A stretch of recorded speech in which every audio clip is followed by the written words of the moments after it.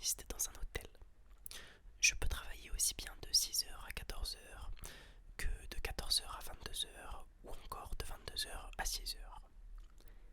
Pour dresser le tableau, la réception se trouve juste à côté de l'ascenseur des clients. Les clients doivent quitter leur chambre à 11 heures maximum. Lorsqu'un client sort de l'ascenseur, je lui dis bonjour automatiquement et je lui souhaite une bonne journée si je le vois se diriger vers la sortie. Ce jour-là, l'hôtel est complet. Un client sort rapidement de l'ascenseur vers 11 heures. Il me semble assez pressé, ne me regarde pas et se précipite vers la sortie. Je lui dis quand même bonjour. C'est alors qu'il s'arrête net, se retourne, me sourit mais ne me répond pas. Il reste planté là quelques secondes et va s'asseoir sur les petits fauteuils face à la réception. Je n'y prête pas plus attention que ça et je retourne à mes tâches sur mon ordinateur. 30 à 40 minutes plus tard, je suis mal à l'aise. Je lève la tête de mon ordinateur et vois cet homme me fixer.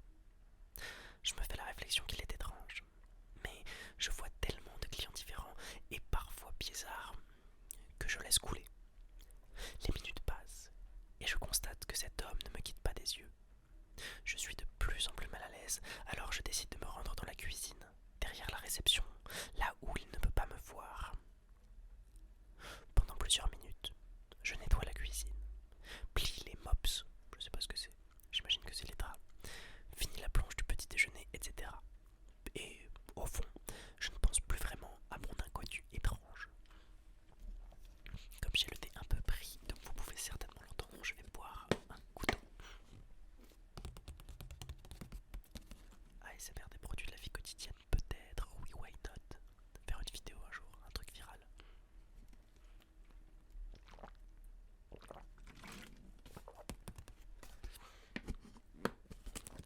Soit dit en passant, je tenais à vous remercier pour l'accueil que vous avez fait à mon roleplay. Il a été beaucoup vu et ça me touche beaucoup. Anyways, on repart.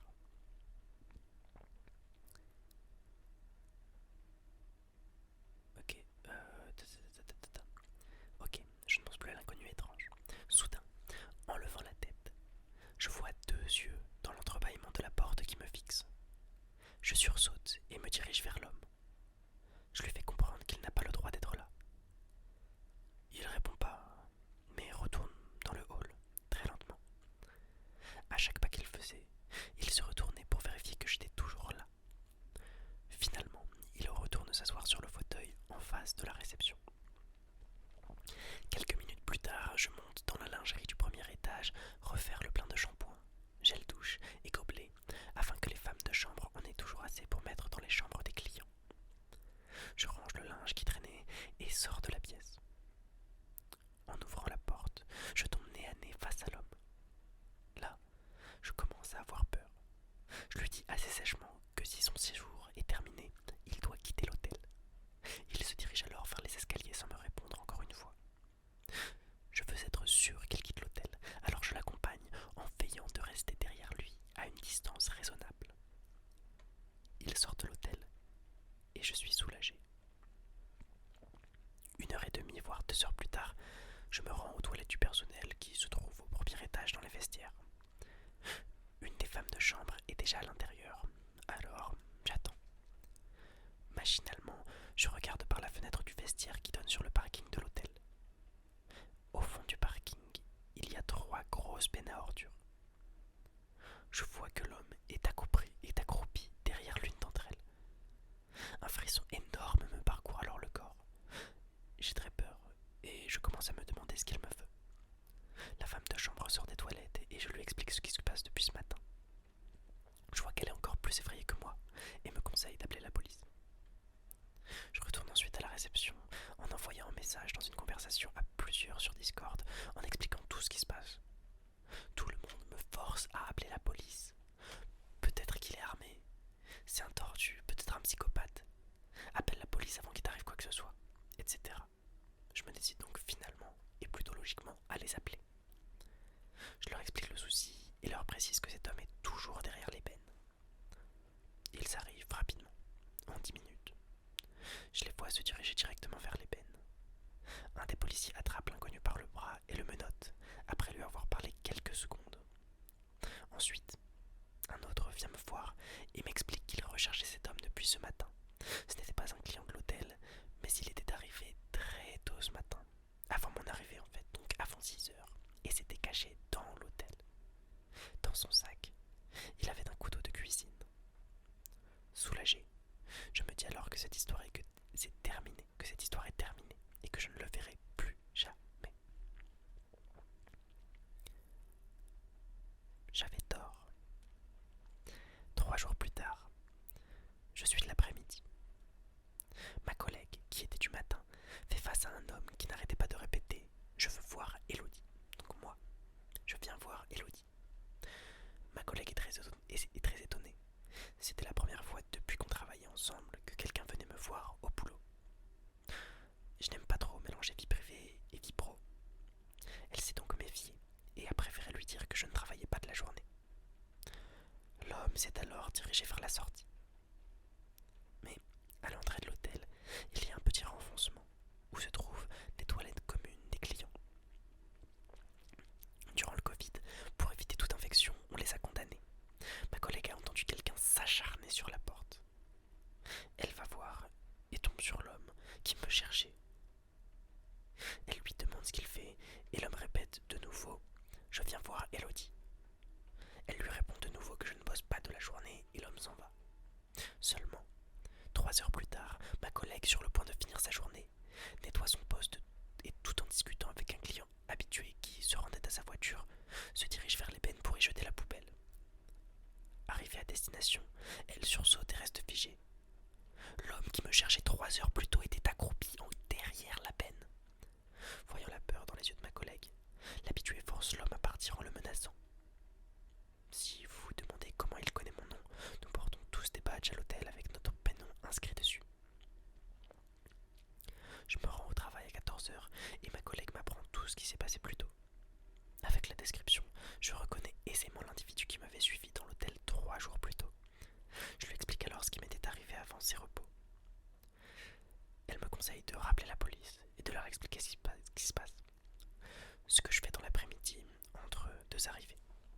La police me dit qu'elle fera des rondes autour de l'hôtel régulièrement.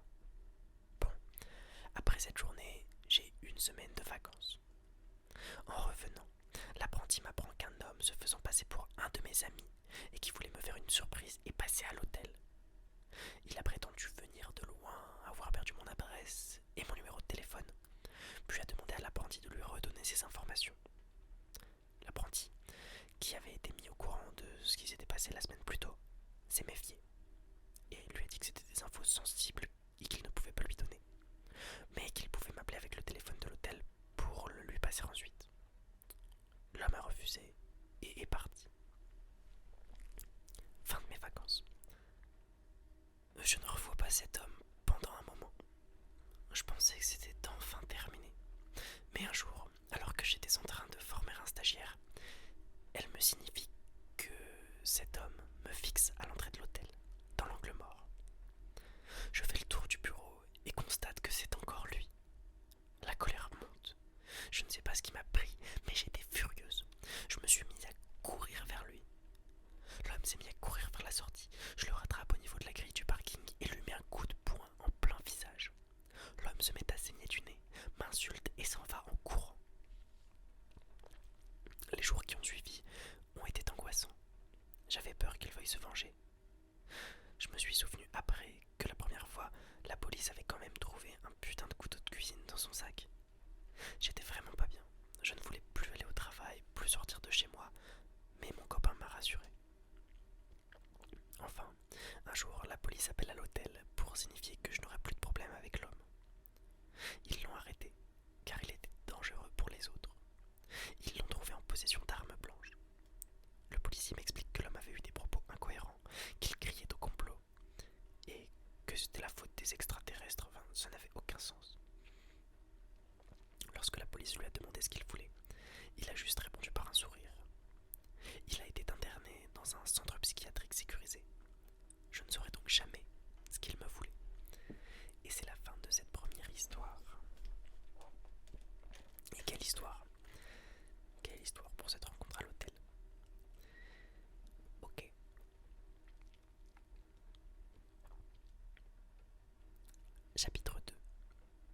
Histoire numéro 2.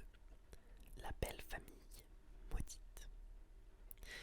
Après plusieurs années de vie au Japon et après un long moment de célibat, je rencontre enfin l'homme de ma vie. À deux, nous ne formons pas le couple idéal. Il est beaucoup plus vieux que moi. Je suis étrangère, lui est japonais, il est issu d'une famille d'agriculteurs, je suis diplômée des grandes universités. Bref, entre nous, beaucoup de différences existent et peu de gens arrivent à comprendre pourquoi nous sommes tombés amoureux. Sa famille, en particulier, refuse d'accepter notre couple, tout simplement car ils n'ont jamais accepté le divorce de mon compagnon avec sa première femme, 3 ans avant notre rencontre. Lorsque mon compagnon avait annoncé son divorce au grand-père, le grand-père avait accusé de vouloir détruire la famille. La famille, ou plutôt maison, yé en japonais, est un concept sacré dans les familles traditionnelles des campagnes japonaises. Lorsqu'un fils ou une fille aînée se marie au Japon, il fait rentrer son épouse dans la maison, le yeux de ses ancêtres.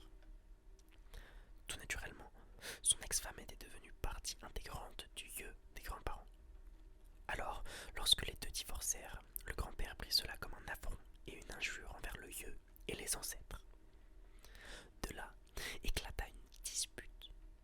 Le grand-père se mit dans une rage noire, il aurait pris un couteau dans la cuisine et menacé mon compagnon de le tuer s'il revenait un jour à la maison, tout en tabassant la grand-mère qui essayait de calmer son mari. Le grand-père décida de garder l'ex-femme à la maison, malgré la logique japonaise qui veut que les ex-époux retournent dans leurs familles respectives après un divorce. J'en profite pour passer un message de prévention. Évidemment, la violence aux femmes, c'est de la folie, rien n'excuse. La violence envers un compagnon de manière générale, ne frappez jamais votre compagnon. Et si vous êtes en situation difficile, si vous subissez des violences, il y a un petit numéro vert que je mettrai si j'y pense. Voilà. Alors, lorsque quelques années plus tard, mon compagnon annonça son intention de se marier avec une autre femme, c'est tout logiquement qu'une nouvelle dispute éclata, et que ce fut un nouveau drame pour toute la famille, sauf ses enfants. Ses enfants manifestèrent leur soutien envers leur père et l'encouragèrent à devenir heureux. Pour une fois, pense à toi et sois heureux. Voilà ce que disaient ses filles, adultes. Mais les grands-parents et le village tout entier méprisaient totalement ses idées. Déçus de ne pas avoir l'approbation de la famille, nous nous consolions tout de même avec ses enfants, avec qui nous passons souvent de bons moments ensemble devant la télé ou autour d'un bon repas. Ayant des problèmes de fertilité et un rêve d'enfant très ardent, il nous fallait nous marier vite pour pouvoir entamer une procédure de PMA avant que cela ne soit trop tard pour moi. Les gynécos ne me donnaient qu'une poignée d'années avant que ma réserve ovarienne ne soit épuisée. Il fallait donc se dépêcher. Au Japon, bien que la loi autorise les couples en concubinage d'entamer une PMA, dans les faits, la plupart des cliniques exigent un mariage légal. Et si sa famille ne nous donnait jamais le feu vert pour qu'on se marie, nous étions très inquiets. Et avions peu de temps. Alors, malgré le refus de la famille, nous nous sommes mariés envers et contre tout. Nous nous attendions à une énième dispute violente, mais le grand-père resta très calme. Il répéta qu'il n'approuvait pas, mais que cela ne le regardait pas. Nous étions tous très surpris du changement de comportement du grand-père. Ce jour-là, aucune table n'a volé, aucune insulte n'a été proférée, et personne n'a été frappé. Nous continuions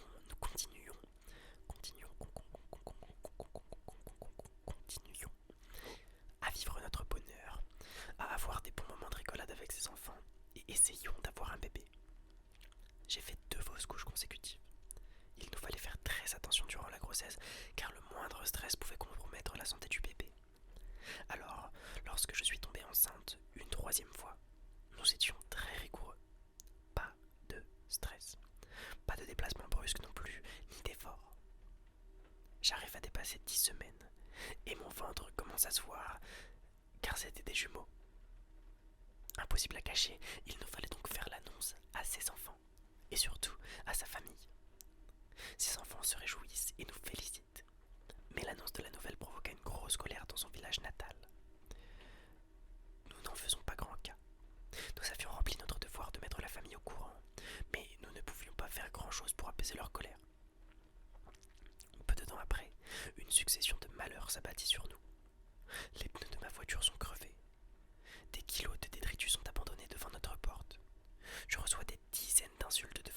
sur les réseaux sociaux. Mon travail reçoit des coups de fil anonymes pour se plaindre de moi. Trop, c'est trop. Je vais à la police pour leur demander d'enquêter sur le grand-père et sa famille pour harcèlement moral. L'affaire est prise très au sérieux, mais n'aboutit à rien. On ne retrouve aucun des faux comptes sur l'ordinateur familial et les empreintes des sacs poubelles ne correspondent pas aux empreintes des gens du village. Je pense tout de suite que le grand-père a payé quelqu'un pour faire le sale boulot à sa place. Mais faute de preuves, nous abandonnons. Après cela, le harcèlement cessa aussitôt. Plus de détritus, plus de pneus crevés. En revanche, quelques jours plus tard, en sortant du boulot, je sens comme une ombre qui me suit. Je ne veux pas me retourner de peur de provoquer un geste violent. J'accélère le pas, l'ombre aussi accélère le pas. Le bruit des pas de cette personne correspondait bien au pas d'un jeune homme. Je me dis que c'est un jeune du village qui est venu me faire mal sur ordre du grand-père. Cela fait 5 minutes que je suis suivi sur une route que personne ne prend depuis 2 ans. Prise de panique, je compose le numéro de la police en cachette dans ma veste. Comme mon affaire d'harcèlement était toujours en cours, mon numéro de portable était relié à mon affaire. Et lorsque je composais le 110, les policiers de ma ville savaient que c'était une urgence liée à mon cas. Je n'ai pas eu le courage de dire aux policiers de venir. J'ai juste laissé le portable allumé sans rien dire. Il me restait 10 minutes de marche jusque chez moi, mais je décidai de changer de route pour me diriger vers mon poste de police, à 10 minutes à pied aussi, mais qui se trouvait à l'exact opposé de ma maison. L'homme continuait à me suivre. J'hésite à prendre une photo en cachette de l'homme derrière, mais j'ai peur qu'il passe à l'action s'il voit mon portable. Cela fait 5 bonnes minutes que je marche, le portable dans la main, la voix des policiers vibrant à travers mon téléphone sans pouvoir répondre, le cœur battant à toute vitesse. Quand soudain, une voiture de police arrive à d'en face, allumant ses gyrophares à ma vue. Soulagé, je me permets enfin de me retourner pour leur montrer l'individu qui me suit. Les policiers sortent de la voiture en vitesse vers moi, quand soudain le jeune homme rebroussa chemin, lentement, comme pour ne pas attirer l'attention. Je dis aux policiers que j'étais suivi par cet homme-là. Ils vont donc vers lui pour l'interroger. Le jeune homme, que je n'ai jamais vu de ma vie, dit qu'il ne comprend pas, qu'il n'a rien fait de mal, qu'il rentre chez lui. Mais les policiers décidèrent de le ramener au poste pour l'interroger. Jusqu'au poste, j'essaye de comprendre qui était cette personne. Était-ce un cousin de la famille, un ami, le fils d'un collègue du grand-père? Je n'aurai ma réponse que 4 heures plus tard, lorsque la police amena au poste une autre personne impliquée. La fille aînée de mon compagnon. Ce jeune homme qui me suivait était son petit copain. Elle lui avait en effet demandé de me harceler depuis des semaines pour que je décide de rompre avec son père et de rentrer au pays. Étant la fille aînée, c'était elle qui était inscrite sur l'assurance vie de son père, et elle avait peur qu'à la naissance de notre enfant, elle ne puisse plus toucher l'argent à la mort de son père, voire même qu'il change son testament et qu'elle ne toucherait plus l'héritage familial. Le grand-père n'avait au final rien à voir dans ces histoires d'harcèlement. Tous les problèmes n'étaient liés qu'à l'argent. Je décide de ne pas poursuivre sa fille en justice, pour ne pas blesser mon mari, et ne pas briser une famille. Je promets à sa fille de ne pas toucher d'héritage et de ne pas inscrire mon nom sur l'assurance vie.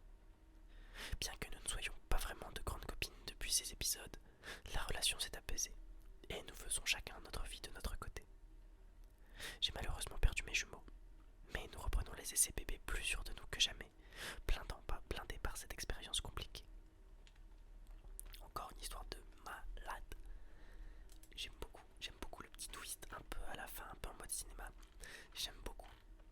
On arrive maintenant sur la dernière histoire de ce thread d'horreur, qui est une des plus longues, qui s'intitule Rencontre dans la cave de mon immeuble.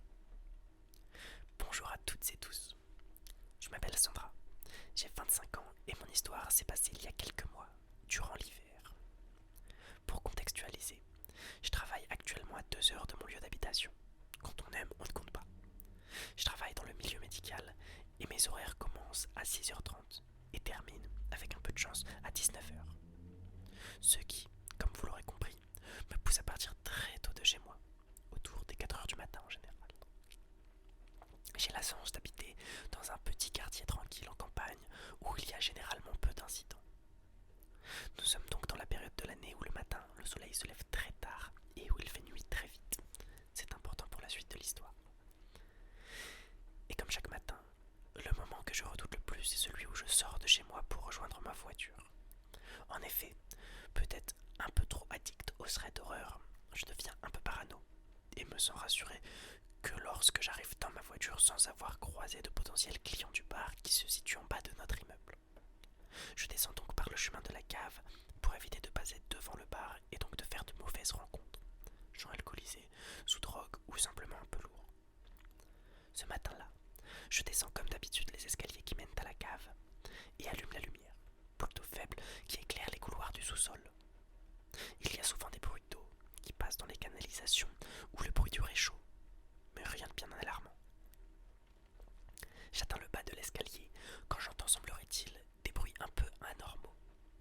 Tiens, tiens, tiens.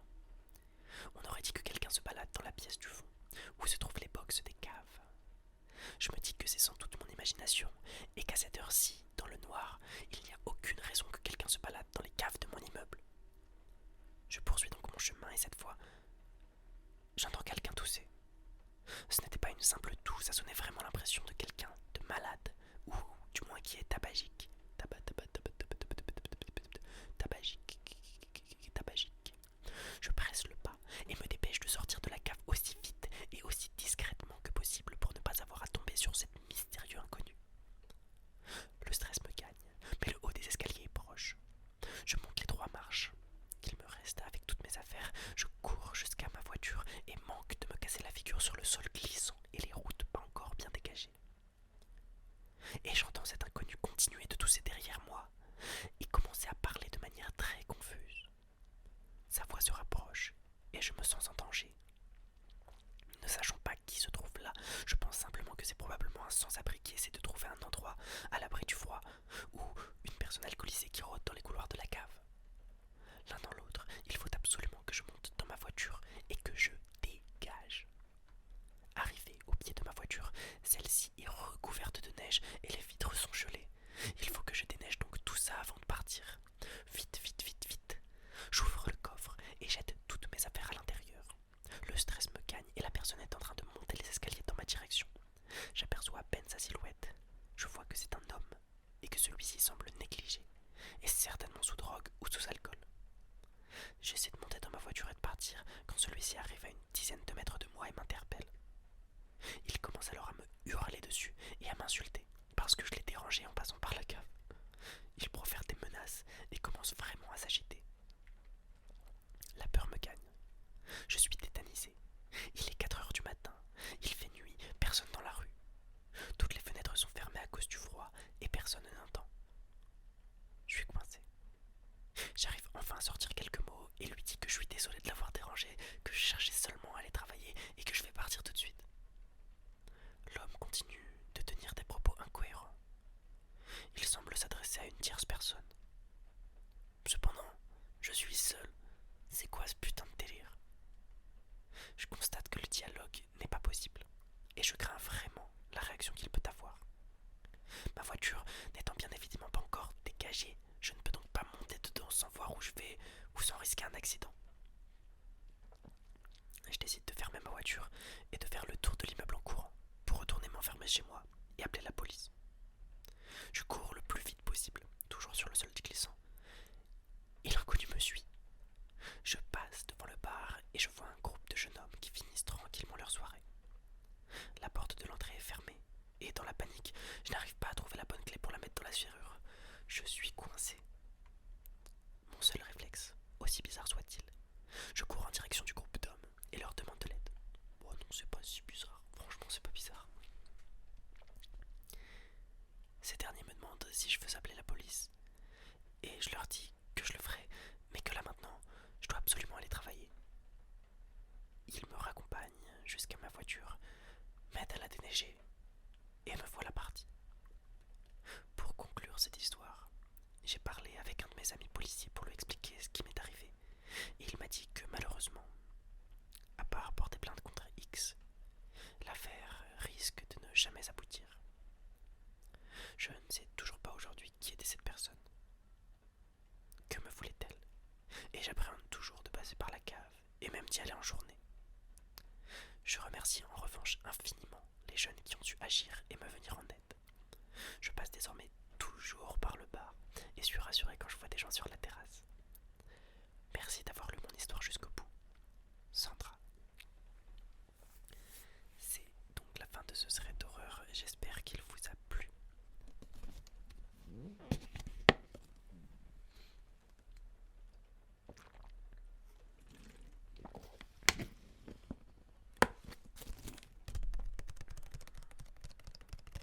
On va faire d'autres vidéos.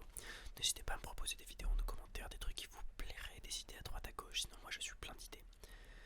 Toujours est-il que c'est la fin de cette vidéo. J'espère qu'elle vous a plu. Si vous ne dormez pas déjà, je vous souhaite bien sûr de passer une bonne nuit, de faire de beaux rêves. J'espère que la détente aura été suffisante pour vous. Je vous remercie de m'écouter, de me suivre. Je reviens plus régulier que jamais, comme je vous ai dit. Et on est parti sur un long et joyeux chemin ensemble.